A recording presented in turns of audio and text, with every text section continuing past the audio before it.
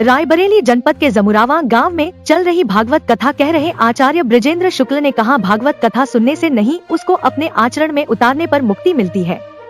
आचार्य ब्रजेंद्र शुक्ल ने जमुरावा गांव में चल रही भागवत कथा में कहा कि यह सुनने की चीज नहीं है, उसको आचरण में उतारने की आवश्यकता है, अध्ययन और मनन करने की आवश्यकता है।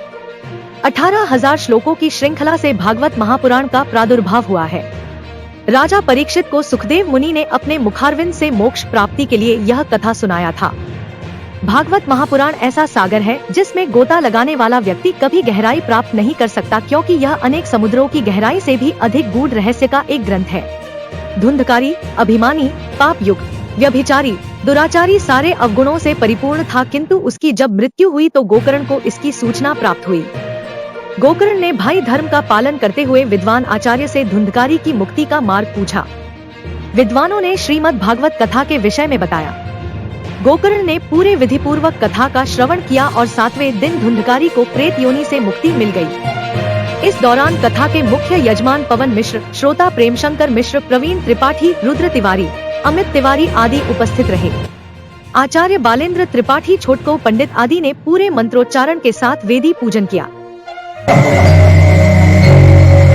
धर्म ने कहा कैसा होता होगा?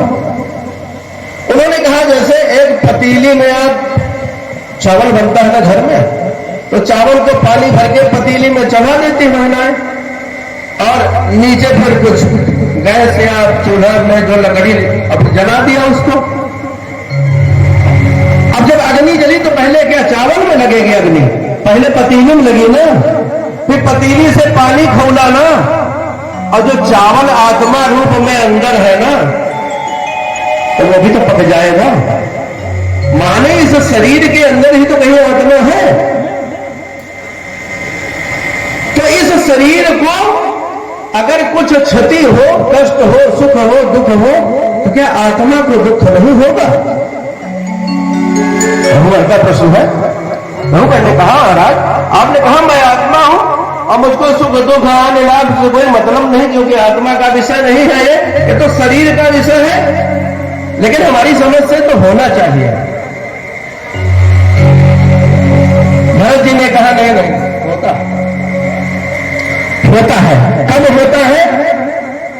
जब आसक्ति बस वो आत्मा शरीर से जुड़ी रहती है, तब दुख होता है।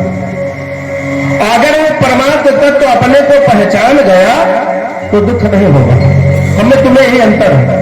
हमको दुख नहीं हुआ, हमको दुख नहीं होता। आप गृहस्थ से आ रहे हो ना, आप चिपके हो किसी चीज से, इसलिए आपको दुख हो रहा है। ऊपर आपके कपड़े फैले हुए हैं छत के ऊपर, और आंधी आ जाए और पता लगा कि, और शाम को पता चला कि अंडरवियर तो मिल नहीं रहा है, तो कष्ट होगा ना।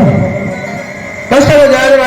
अंडरवियर कहीं खो गया था, उड़ गया, महिलाओं का काम बातें घर में सुनाओगे, अथवा आपके घर में कोई कैजुअलिटी हो जाए, होते हो ना, रोने लगता है आदमी ना।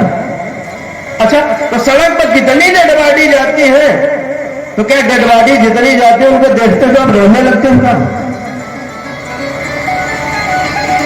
क्या वो किसी के पप्पा, किसी के पति, किसी के पुत्र इस तरह नहीं है क्या?